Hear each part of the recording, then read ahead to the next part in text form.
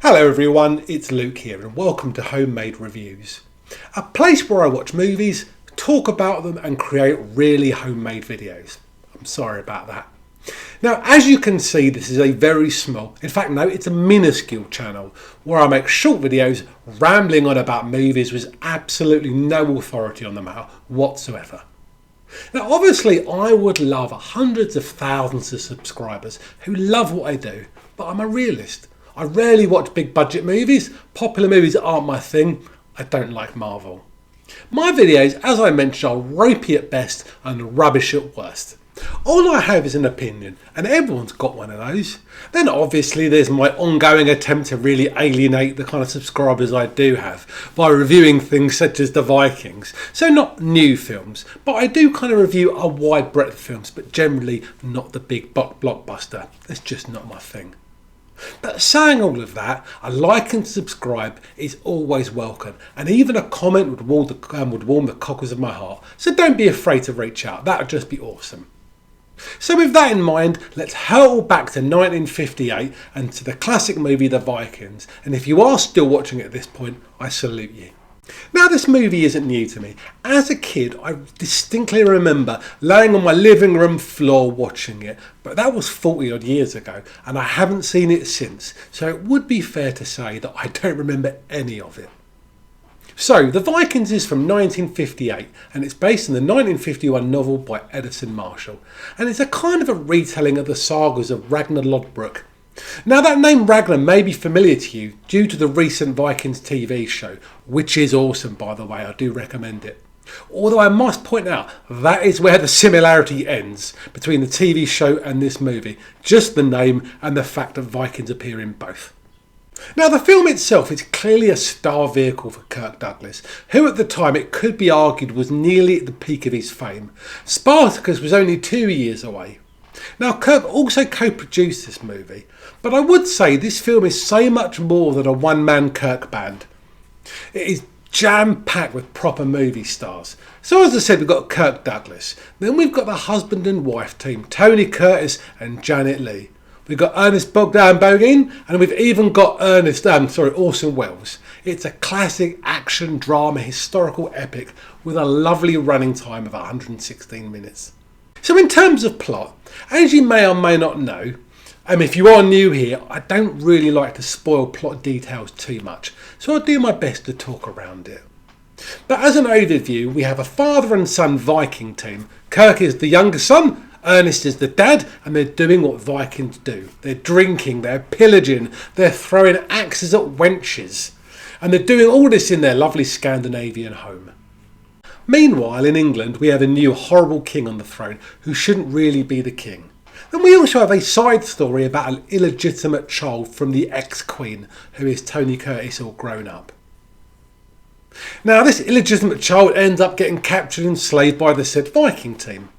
The film then throws in a love interest, and of course it does, and we have competing affections for her love from Kirk Douglas's character and Tony's character. Cue fights, kidnapping, more pillaging, and obviously a big battle scene at the end. I kind of hope you get the idea.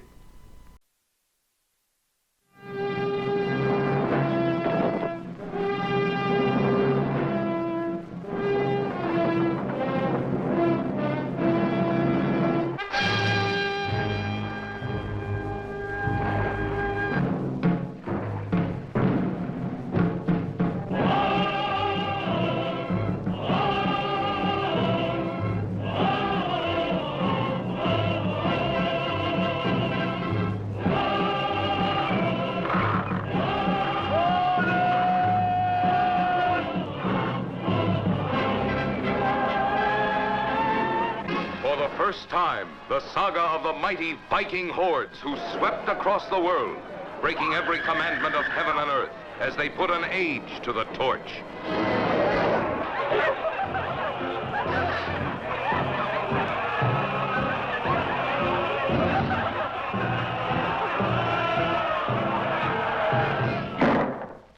If you touch me, I'll kill myself. There's a sword to do it with. Because I'm going to touch you. Well, I think you get the idea.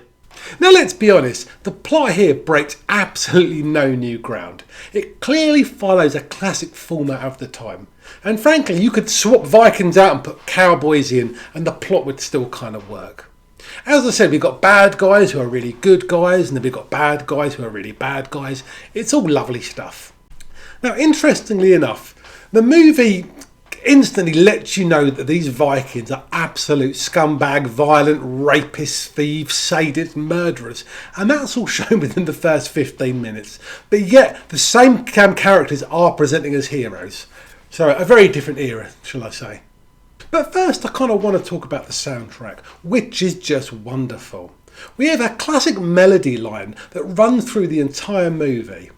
And if I was to describe it in one word, I'd say swashbuckle. If I could say it, swashbuckle. That's the first thing that comes into my mind. It's big, it's brass, it's bold, and it just works. And the film just wouldn't be the same without it. Think of the Star Wars theme, is the best way I could really describe it. Then we have the look of the movie, and this movie was one of the very few films that was filmed in something called Takarama.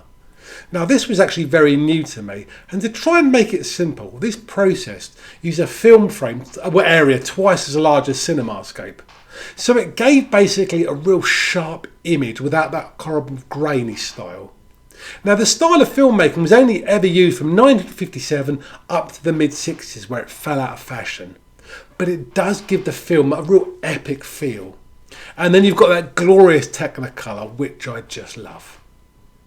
Now the acting itself is full of showboating, and you'd expect that, wouldn't you? We've got big stage theatrics, over the top gestures and a whole lot of shouting.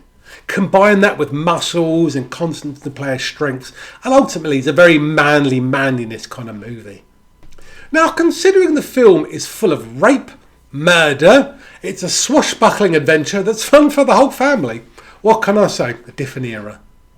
So let's sum up this movie. Yes, in today's world there is a whole lot of wrong here, but it wasn't made for today's world. It was designed for a very different audience. Now please don't look too deeply into this. And just enjoy it for what it is, which is a fantastic, over-the-top, swashbuckling adventure with no historical accuracy whatsoever. Just wonderfully old-school filmmaking with a lot of big action stars and lots of shouting. Just leave your brain at the door kind of cinema. I really enjoyed it, and I'm going to watch it again. And I hope you get the opportunity to watch it too.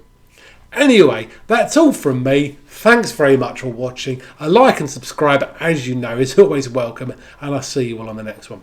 Bye everyone.